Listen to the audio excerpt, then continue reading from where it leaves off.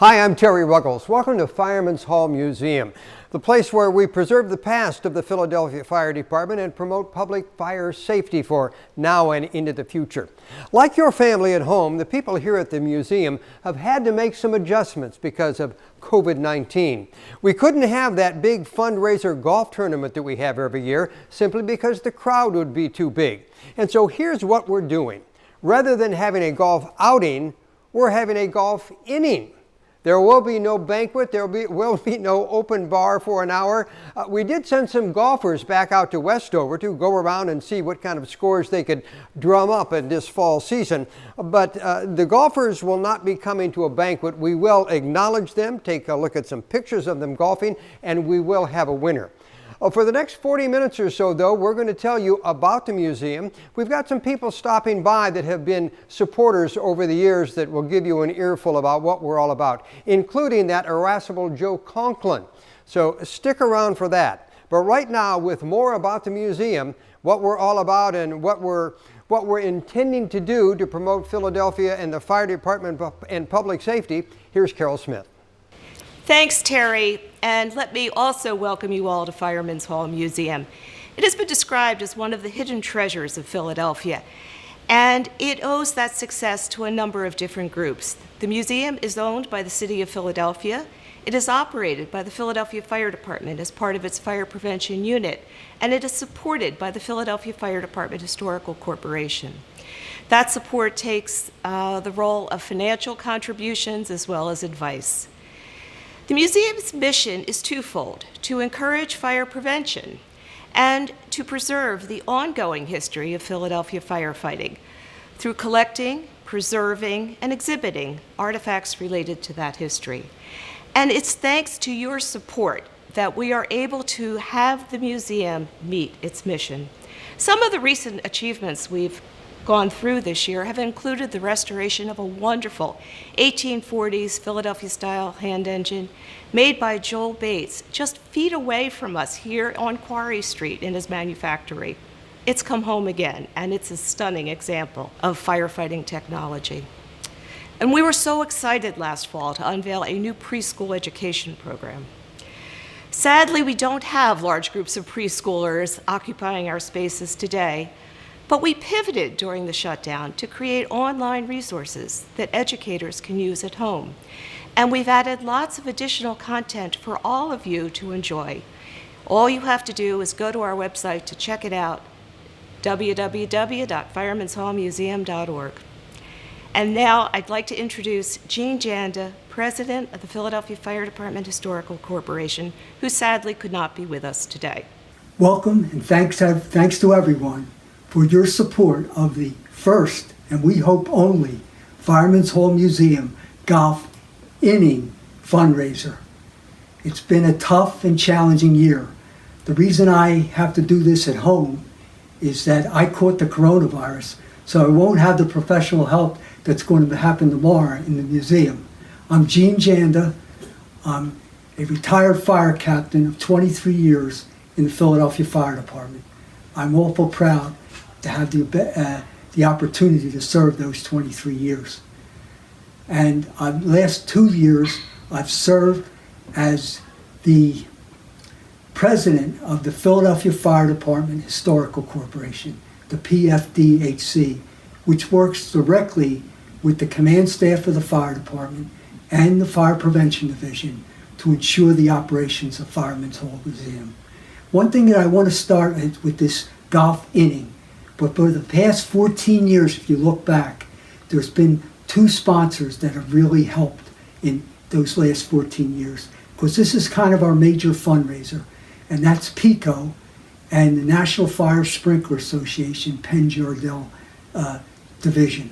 So with PICO, one of the board members is Ed McBride. He has worked at PICO for over 50 years, and he's kept a strong relationship with PICO and to be able to support Fireman's Hall Museum. Likewise, Dave Carraz, who is the president of the Penn Jardel section of the National Fire Sprinkler Association, he's likewise made some strong relationships to make sure that not only this fundraiser but other fundraisers are are covered with their support. It's very kind of them to do that. Now, we had difficult times. Things were closed, but general operating support kept coming in because people, they paid up on their memberships, their individual memberships, their family memberships, their station memberships, and also the corporate memberships kept coming in, and we appreciate that.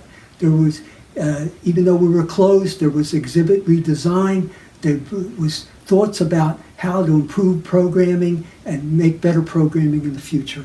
One thing that I really think is really, really exciting, if you look at the website right now of Fireman's Hall Museum, www.firemanshallmuseum.org. It's really neat. It has expanded and gives a lot of information that it would take you a while to get through the entire site. That's because of two members, one staff member, Lisa Chatburn, and Randy Lennon, who are on the board of directors, who have made a big advances with that. There's a lot of different opportunities. I brought out my fire helmet. I take it off the thing, and it's all about, I know, the best thing that I got in the fire department out of anything was the people I met and the relationships that I made. I think I made those same type of relationships in the PFDHC and with Fireman's Hall Museum. They're people who give of their time, their talent, and their treasures. And they get in there and they get things done. And it really has helped with programming out to the entire community. Even when we were closed, you could get out there virtually. There's a YouTube channel right now, and I could mention something. Go take a look at the Curator's Corner. You'll get a lot of good information. I saw something on the Gulf refinery fire recently, and it was stuff that I didn't know, and I had been in the department right after the Gulf happened, but I learned so much from Terry Ruggles was the moderator, and the three panelists. They were on the scene when the day was happening. It talked about the very difficult time, the bravery of that day, and the very difficult time of fighting that fire. So there's a lot of new things in Fireman's Hall Museum, and I only hope we're able to go back out and golf in the near future, maybe in May at Jeffersonville. But I'm not such a great golfer, so I'm going to ask Terry Ruggles right now. I noticed he drove the beverage cart around along with others, but I didn't get a chance to do that. But I'd love to go around the golf course, meet all of you, and have a beverage or two with each one of you. It's a challenging year again, and it wouldn't be for the support of people like you that keeps Fireman's Hall Museum such a great place to come and visit. Thank you. Be safe and be well. Well, it goes without saying that we all hope that Gene can kick this COVID problem and feels better real soon. You know, Ed McBride and Rick Coppola started this golf tournament thing about 10 years ago. We didn't think it would be as successful as it has been, but we are pleased as punch that it is. Once again, unfortunately, because of COVID, we couldn't have the golf tournament this year because we couldn't have the banquet and the award ceremony. But we did have golfers this year. Several companies who support Fireman's Museum sent foursomes out to Westover. They played on different days at different times, but they were all competing for a prize, which we'll talk about at the end of this broadcast.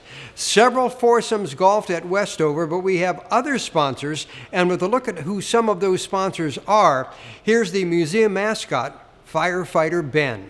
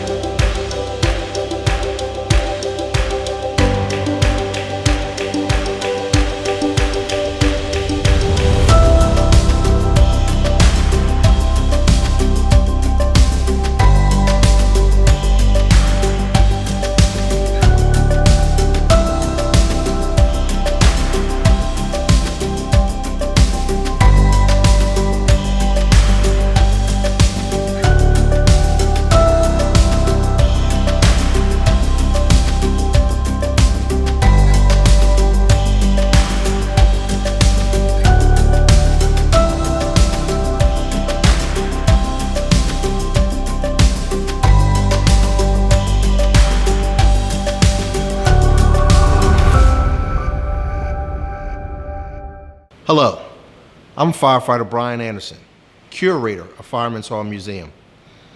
And this beautiful gem located in our Old City District, surrounded by old artifacts and apparatus of firefighting here in Philadelphia, but most importantly, the Philadelphia Fire Department. We're here to educate the public on fire prevention, as well as kids with our youth program that we have.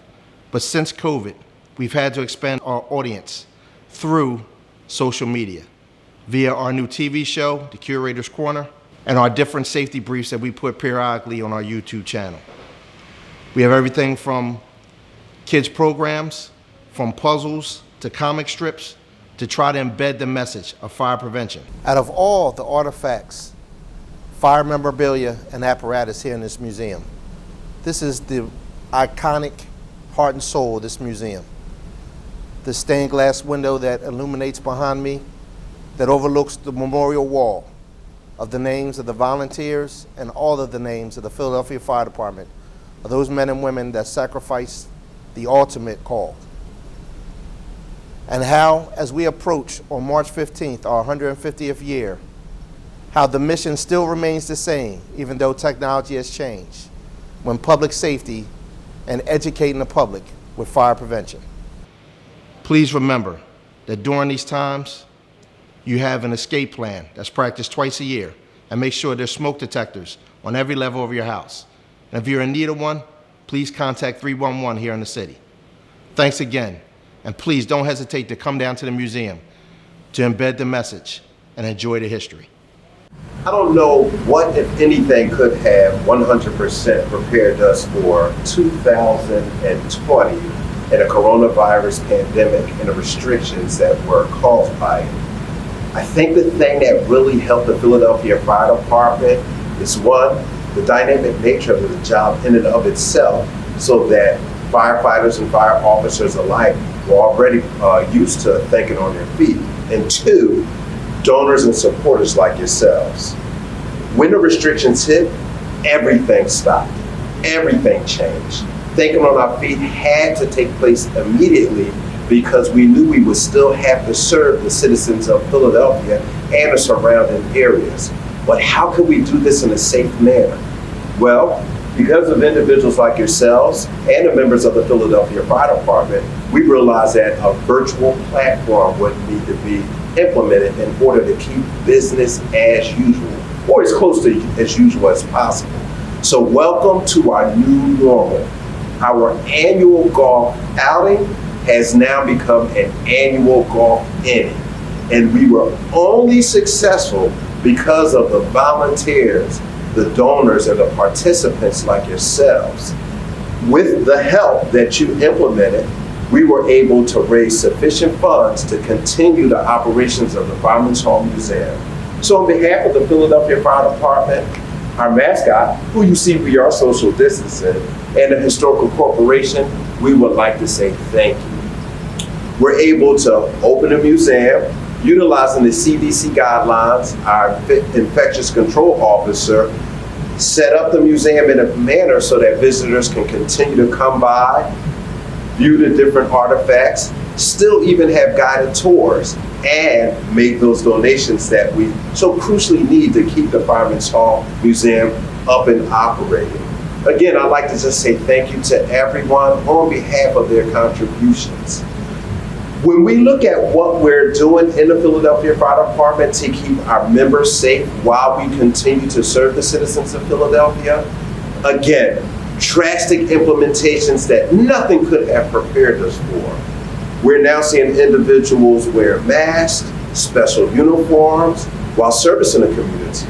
We're slowly starting to be able to re-implement some of the things that we were normally doing, such as smoke alarm installations and in-person educational seminars for citizens of the community. Albeit, we have to prepare the community by letting them know that if they have any kind of aerolized apparatus in their homes or at their place of businesses, that we can only provide the educational training virtually. But if they don't have that, then we would ask that they still wear masks have social distancing in place, and limit the amount of individuals in whom we serve and educate during that time. Again, these changes were drastic. There was something that we had to do immediately while thinking on our feet, realizing that the job that we do is so important that it couldn't just cease and desist. We had to continue to do it, albeit on a virtual platform. We call it our new normal because we realize that we have no idea when we'll be able to transition back to the way we used to do things. Coming in close contact, not wearing masks, not worrying about individuals who may be using CPAP machines or have O2 at their homes and residences. Realizing that we may be at a point in time where this new normal is going to be our constant normal. Even when things fully open, because this virus and how it impacts the individuals that serve is still being learned, we realize that the new normal may be our constant normal. So we're reaching out to every one of you because we're going to need your assistance during this time of crisis, and it being a constant crisis perhaps, aiding us on our virtual platforms, just like we did with the golf inning. Things that we're doing now, reaching out to citizens, reaching out to our community partners, finding out what their needs are with regards to fire safety and fire prevention, and having them work with us so that we can put together virtual platforms so that we can continue to serve and educate the community. Again, on behalf of the Philadelphia Fire Department, the Fireman's Home Museum, and the Historical Corporation Board, we'd like to say thank you and God bless. The Fire Museum is grateful to all our supporters, and over the years, year in and year out, one of our biggest supporters has been the people at PICO. Representing PICO this morning at a safe distance, two members of the PICO family, Jose Aguirre and Bill Kelbaugh. So, Jose, let me ask you, why does PICO think the Fire Department Museum is valuable to the city? Well, first of all, thank you for having us. One of the things that we find especially great about the museum is that it helps maintain the integrity of all the apparatus and the equipment that's been used in the past for the fire departments in the city of Philadelphia. It's a great opportunity to give the general public and especially children an opportunity to enjoy everything that the museum has to offer. So it's very important to us to be able to give back to the community and serve the community in a way where you're able to give back to them. Bill, explain to me how PICO coordinates with the city for disasters, for fire, for training or cross-training. Sure, Terry, and again, thanks for the opportunity to speak here. We love the fire department at PICO, not only the Philadelphia Fire Department, but all the fire departments in the area. They are critical to helping us restore power during emergencies and things. They're quite often an extra set of eyes and ears out in the service territory to tell us about downed wires and pole hits and other issues that we may not be aware of, either through our customers calling in or through our AMR system to tell us there are issues out there. So it's really critical, the relationship between PICO and the fire departments. If there's a fire in a series of row homes and the fire department has its hands full, do they contact you to turn off the power? Do you coordinate that closely? Yes, we do. Yeah, they have a number in our call center, right into our operations control center, and we are able to dispatch a crew and turn the power off, turn the gas off in the case of the suburban regions, and make sure it's safe for the fire department to go in and put the fire out. Do you do any kind of one-on-one training with fire personnel at all? Yeah, we have a fire school out in Conshohocken, and we bring in the fire departments from all through the area to teach them about electrical safety during fires and things like that. So yeah, there's a lot of interactions like that. As I mentioned at the beginning of this broadcast, everyone has made adjustments because of COVID-19. What obstacles has COVID caused for PICO? Oh, sure.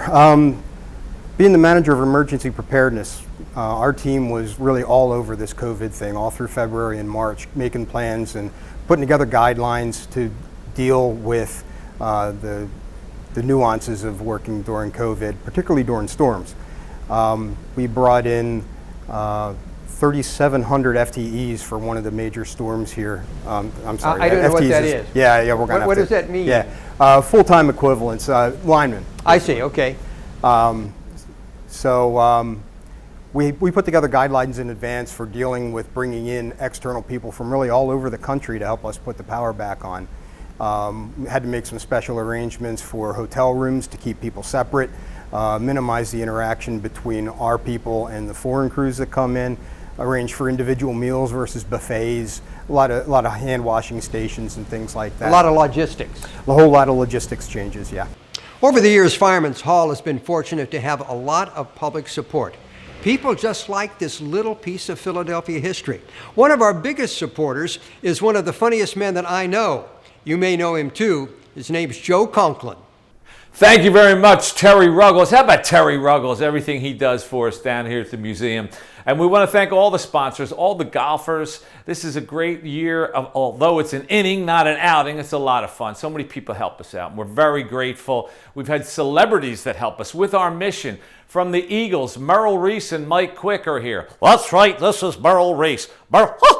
Merrill Reese here along with Mike Quick. I got your back, dear Merrill. I got you covered. Mike, how about these Eagles? They're so bad this year, but I think they can win the division. The division is horrible. That's right. It's a great year to take it by. And Carson Wentz is getting pummeled. I mean, and I love Carson Wentz. I love this sinewy redhead from North Dakota. I just love this young man. That's right, Merrill. He is the real deal. Carson, the poise, the maturity on this young man. This moment of maturity brought to you by Deer Meadows Retirement Village up on Roosevelt Boulevard in the Great Northeast. Deer Meadows, where every week is Senior Week. That's right, Merrill. He is getting crushed. I mean, he is getting beat up worse than the Phillies bullpen at this point. The punishment this man is taking. This moment of punishment administering brought to you by the Sisters of St. Joseph, beating preteens up since 1940, right here in the Delaware Valley. So many. The Eagles, not only that, we have other politicians helping us out for this wonderful event, preserving the Fireman's Museum. I believe the president, is the president here? That's right, I'm still the president. That's right. We're doing great. We have done so much tremendous work, okay? All right, the virus is gone. The China virus is back in China where it belongs, okay? And nobody's wearing, pretty soon, we're doing tremendous work. Pretty soon the only one wearing a mask will be Nancy Pelosi. Who wants to see that face, right? Woof! Nancy, but I mean, Fauci, forget about these idiots. Don't listen to them. Just get out there and live your life. That's what we have to do. If you like your mask, you can keep it. That's Obamagate, the most political, corrupt administration probably in history. That's not even a thing, Obamagate. That's something you created. Just like you created a job for your son-in-law. Go get him, Mitch McConnell. I think Obama should keep his mouth shut. I'm not speaking at all. He just learn to keep his mouth shut and speak with his mouth shut. If that goes well, I'll teach him the awkward Mr. McConnell smile. Even Pocahontas is up. Mr. President, how can you stand next to two doctors and still make people sick? We got to protect Bernie. Everybody's with me. Crazy Bernie. That is not correct. This is a president who continues to value human life over the economy. The economy over human life. Anyway, we're virtual. We're making circles. I do pointing. We do chants. Hey, hey, ho, ho. Donald Trump has got to go. Hey, hey, ho, ho. Bill Clinton says, somebody say ho. I'll take two. This virus has brought our country to its knees, and I appreciate that. Thank God for curbside pickup. We thank everybody who helped us out, even the politicians. And down in Kensington, a special taproom owner, Chip Snapper. Hey, everybody, the Fireman's Museum over there. We just want to say happy fall. It's a nice time to visit Kensington in the fall because the paint chips from the Yale are falling down and it's changing colors and the pigeons are up there. We do want to thank all the trick-or-treaters that came out for Halloween. A lot of the kids in Kensington will put on a clean t-shirt and go out as a kid from Mayfair. All right, Chip.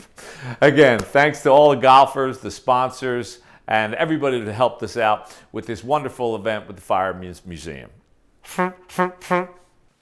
Hey everyone, Keith Jones here from NBC 10. Like everyone else, I am bummed we can't all be together on the golf course this year, but it doesn't mean we can't celebrate what the Fireman's Hall Museum in Old City stands for in Philadelphia. It is basically selflessness and putting your neighbor's life before your own. It's Philadelphia, surrounded by four walls. Inside, we remember those brave men and women who paid the ultimate sacrifice in an effort to save others. We pay tribute to the thousands of firefighters and EMS who put their lives on the line on a daily basis, never really knowing if that next call is going to be their last. And yet, they persist. It's also a cool way to look back on the past, a learning center filled with apparatuses and old fire helmets and used ladders. It's a testament to the oath that firefighters take, regardless of whether they're even paid. It's the perfect way to teach a kid about dedication, honor, and service. And the museum isn't just important to firefighters, but also, lest we forget about the families who support them. So we may not all be together today, but we can still reflect and give thanks by helping to preserve what essentially makes this city and its people so special. A reverence for history and for brotherly love and sisterly affection for firefighters. I'm Keith Jones here in this NBC 10 studio. This is a great day. Thank you, Keith Jones. Our inning is just about winding down. You've seen those foursomes that have been playing out at Westover, and here are the top three teams. In third place, Pennsylvania Lumbermans. In second place, Reliable. That's a sprinkler company. And in first place, the foursome from Cozen O'Connor. Everyone will get prizes. Hello, everyone. Thank you for your support of the Fireman's Hall Museum and our very unique golf inning event. I want to take just a moment to tell you about our fantastic gift shop, which has recently added some new offerings just in time for the holiday season. Stop by online anytime or in person when you can and take a look. Also, if you aren't already a member, please consider the benefits of membership. You'll receive a discount on the gift shop, newsletter, and more. And if you register at the patron level, you'll even receive a free gift. So I just again want to thank you all for your continued support during these challenging times. Look forward to seeing you all in person again soon. A few minutes ago, firefighter Brian Anderson talked about the 150th birthday of the Philadelphia Fire Department. We think it's a big thing. The city is going to think it's a big thing. And if you'd like to be involved in that big thing, call the Fire Museum. We'd love to hear from you. You can also check our website for any future developments in that whole area. So that's it. This was our first and hopefully our last inning. It's what we thought we should do to recognize the people who support the Fire Museum. We thank you for supporting the museum. We thank you for your time. Stay safe, stay healthy. Goodbye.